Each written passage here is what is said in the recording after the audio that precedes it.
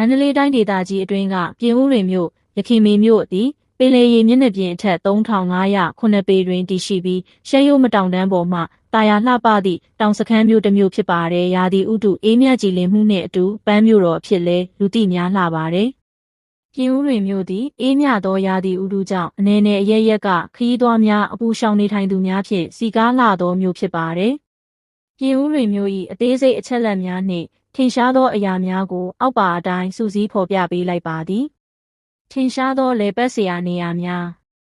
မြို့သားကန်တော်ကြီးဥယျာဉ်မြို့၏အထင်ကရအဖြစ်ဆုံးနေရာဖြစ်ပြီးဧက400ကျော်ကျယ်ဝန်းသည့်ရှားပါးတစ်ခွများရောင်စုံပန်းခင်းများနှင့်နှစ်မျိုးစိတ်များစွာကိုလေ့လာနိုင်သည်။ပွဲကောက်ရေတခွန်ဘေးဖောက်မိသားစုလိုက်အပန်းဖြေအနားယူရန်အကောင်းဆုံးနေရာတစ်ခုဖြစ်ပြီးအမှတ်တရပစ္စည်းများနှင့်ဒေသထွက်မုံများဝယ်ယူရရှိနိုင်သည်။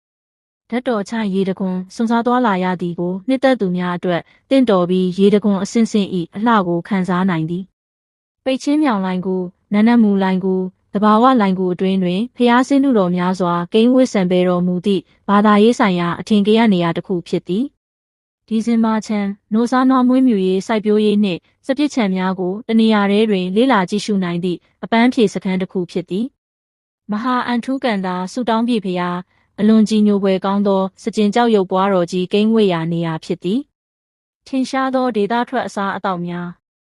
ပြင်ဦးလွင်ရှမ်းခောက်ဆွဲဒေသထွက်လက်ဆက်သောတို့ဟုပဲငါးပီတို့ဖြင့်တွဲဖက်စားသုံးရသည့်အရာသာမှာအခြားဒေသများနှင့်မတူဘဲထူးခြားသည်။နိုးနှင့်နိုးထွက်ပစ္စည်းများအေးမြသောရာသီဥတုကြောင့်နွားနိုးစစ်စစ်နိုးခဲဒိန်ကျင်နှင့်နိုးမုံများသည်ပြင်ဦးလွင်၏နာမည်ကြီးလက်ဆောင်မှုများဖြစ်သည်။စတော်ဘယ်ရီပြင်ဦးလွင်ဟုဆိုလိုက်သည်နှင့်လက်ဆက်သောစတော်ဘယ်ရီသီးများကိုပြေးမြင်ကြလေးရှိပြီးစတော်ဘယ်ရီယိုစတော်ဘယ်ရီဝိုင်တို့မှလည်းလူကြိုက်များသည်။ကော်ဖီမြမအကောင်းဆုံးကော်ဖီစိုက်ပျိုးရာဒေသဖြစ်သဖြင့်အရည်အသွေးမြင့်ကော်ဖီဈေးများနှင့်ကော်ဖီမှုန့်များကိုရရှိနိုင်သည်။အာလူးနှင့်ပန်းကော်ဖီဒေသထွက်ဟင်းသီးဟင်းရွက်များဖြစ်ပြီးလက်ဆက်မှုကြောင့်အရသာပိုမိုချိုမြိန်သည်။အခြားထူးခြားချက်များ